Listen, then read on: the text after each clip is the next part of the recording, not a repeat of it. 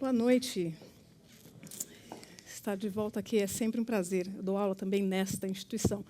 Para aqueles que não me conhecem, então vou contar um pouquinho a trajetória e por que eu acho que eles resolveram me convidar para fazer parte de um X-Tudo do TEDx.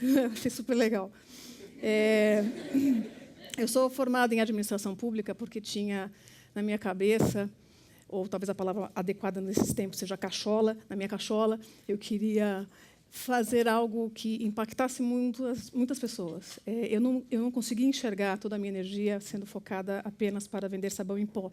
Não que eu não ache que seja importante que as pessoas também façam isso, mas tinha alguma coisa que me fazia querer ir muito além da minha atuaçãozinha pequena. E foi por essa razão que eu acabei escolhendo a área de administração pública, fazer um mestrado em área de política de governo, queria trabalhar para auxiliar a mudança profunda em sociedade. Mas é óbvio que a gente nunca consegue controlar o plano, certo?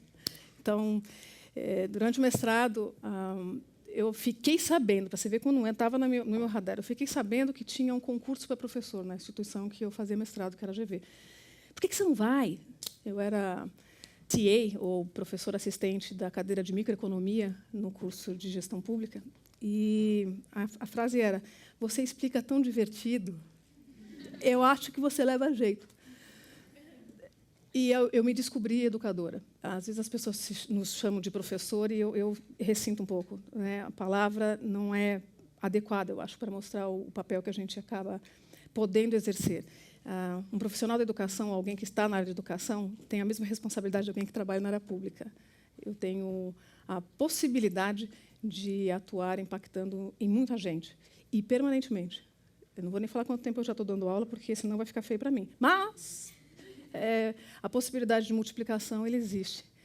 E nessa trajetória de entre dar aula e descobrir que eu sou boa contadora de história, comecei a trabalhar em consultoria também. Normalmente as pessoas me chamam quando tem uma bola quadrada, sabe assim?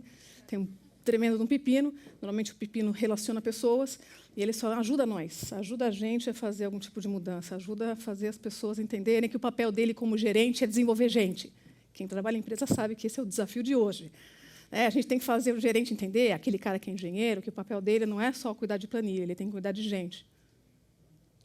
Então, a gente tem que começar a rever então, o processo de educação nas escolas de engenharia. Né? Tem que falar para ele que ele vai lidar com gente quando virar gestor, e aí o papel dele se torna muito mais de um educador. É alguém que vai ter que explicar, inclusive, de que forma que a gente vai fazer as coisas acontecerem. E tem um bordão, inclusive, para isso na área de consultoria, chama-se Walk the Talk. E aí todo mundo tem que passar para o programa de treinamento em organizações, fazendo essa reflexão. Né? O que você vai passar a fazer diferente para poder ser um melhor líder de pessoas? Engenheiro surta nessa hora, e aí eles não querem saber. Então, quando eles me chamaram, vai lá.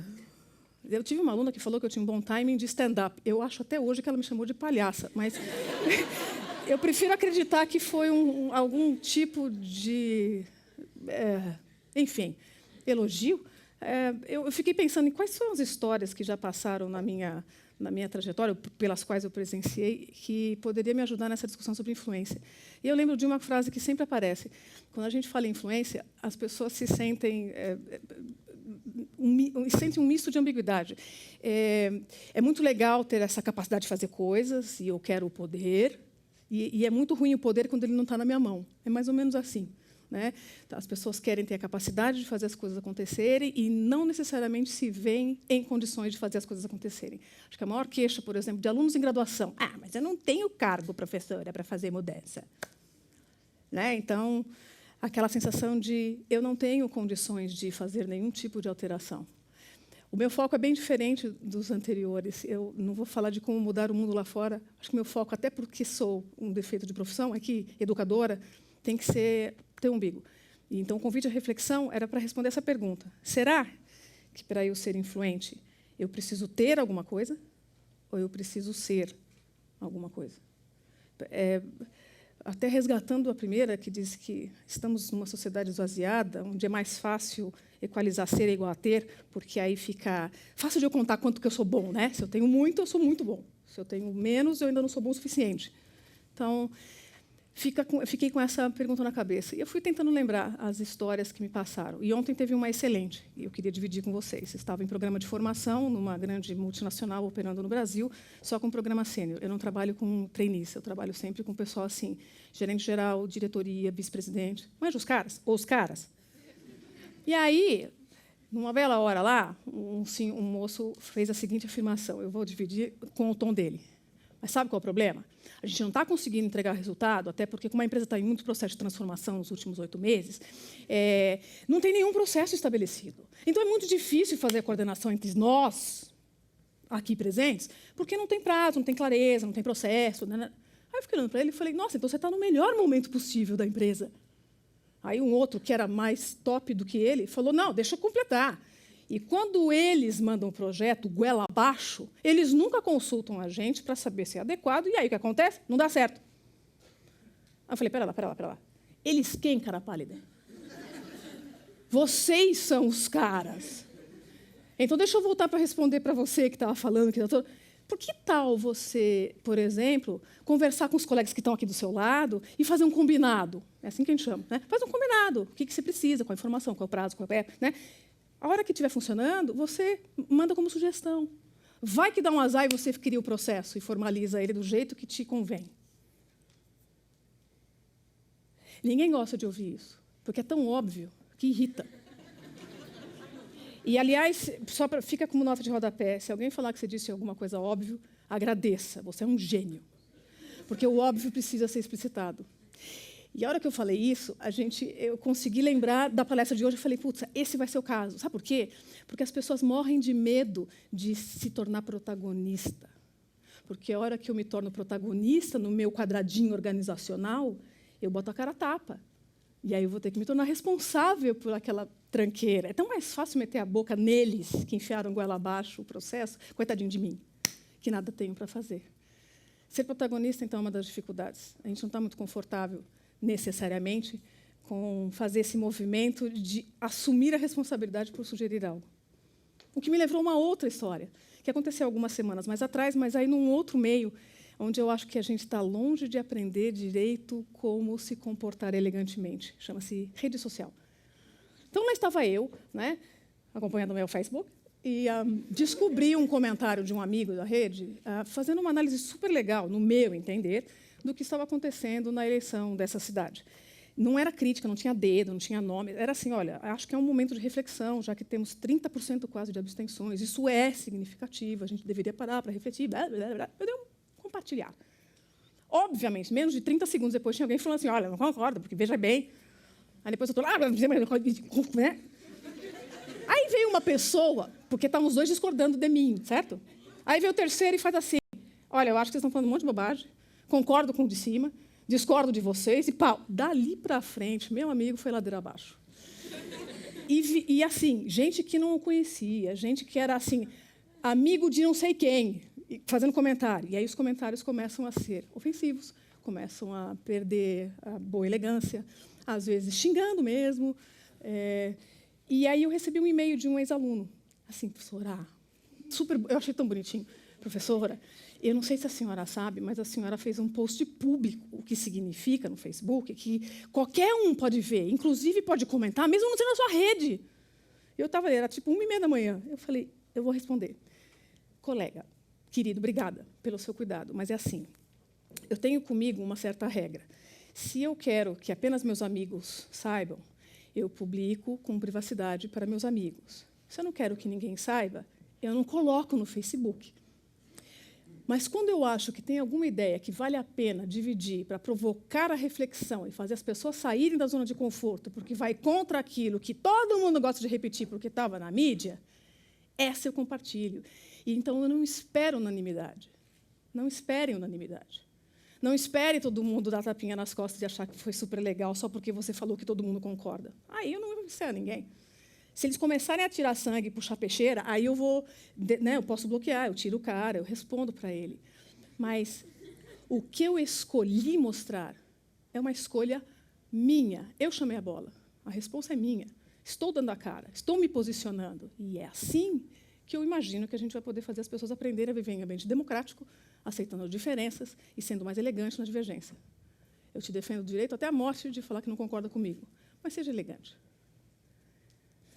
E aí fica aquela sensação, puxa, eu acho que a gente não precisa, então, equalizar ser ou ter. Tem alguma coisa que as pessoas acham que, se eu fosse diretora, eu teria condições. Se eu tivesse grana, eu poderia fazer. Se eu tivesse oportunidade... Bicho, quantos diretores vocês conhecem que não mobilizam a própria equipe, porque não tem respeito dela? Quantas pessoas têm 1 milhão de grana e não conseguem fazer nada porque falta propósito, falta sentido de vida? Quantas pessoas têm e não conseguem mover uma folhinha? Na minha cabeça, não tem a ver com o que você tem, mas com aquilo que você traz e exercita. Então, como meu defeito de fabricação é ser educador, eu preciso de 8 voluntários, porque eu vou fazer aqui demonstração em vivo, porque é assim que... Eu não trouxe um vídeo, então vou fazer um vídeo ao vivo. Eu preciso de 8 voluntários, chop, chop, rapidinho, vai, 8, vai, tem 2, 3, 4, 5, sobe, sobe, sobe, sobe, só sobe. É super simples, gente, vai levar, assim, 30 segundos. Faça uma roda. Ai, oi, tudo bem, querida? Faça uma roda, roda. Enquanto eles se ajustam para fazer uma roda, pode ter 9, não tem problema. Se você quiser correr, vai, tem 10. Entendeu? A minha aula de negociação, não vou começar... Não é roda de mão dada, não, colega. Venham assim, ó, mais para cá. Ó, marcação de palco, mais para cá. Ô, Grua, presta atenção agora, ó lá. Se separe um pouquinho para dar o espaço. Tá todo mundo com espaço? Bacana. Vou entrar no meio só para explicar para eles o que vai acontecer. É assim, ó. Tudo bem? O que vocês vão ter que fazer é sem falar nada. Vocês vão escolher aqui 2 pessoas que estão nesta roda para serem as tuas referências. 2. Só escolhe mentalmente, não precisa falar nada. O nome do jogo é Coloque-se de maneira equidistante. Equidistante? Mesma distância. Muito bem. O que significa? Ué, né, a gente tem que garantir que todo mundo acompanha. Se eu tivesse escolhido esses 2 como meus pontos de referência aqui, se eu me posicionar aqui no palco, estou equidistante, certo? Se eu me posicionar aqui no palco, estou equidistante, certo? Se eu me posicionar aqui no palco, estou equidistante, certo? Ok, posso incomodar alguns, porque acho que é muito perto, mas é o que você vai ter que fazer. Escolha as 2 pessoas, tenho certeza que já escolheu os seus 2 pontos de referência. Seu trabalho é se posicionar de forma que você esteja sempre equidistante das suas 2 referências. Vai!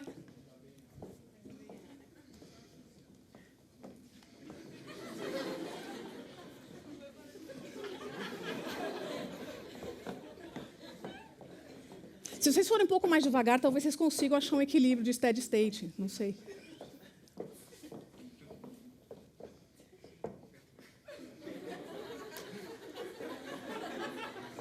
Não é legal?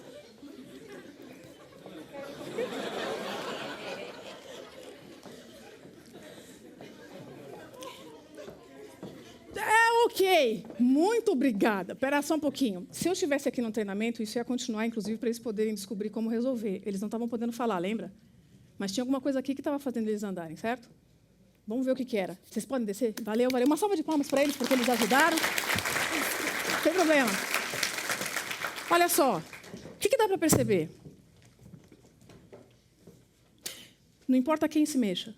Ao se mexer, o sistema inteiro consegue... Ele vai ter que se reajustar, certo? Não importa onde eu esteja. Eu não sei quem está me seguindo. Eu não sei quantas pessoas estão me seguindo.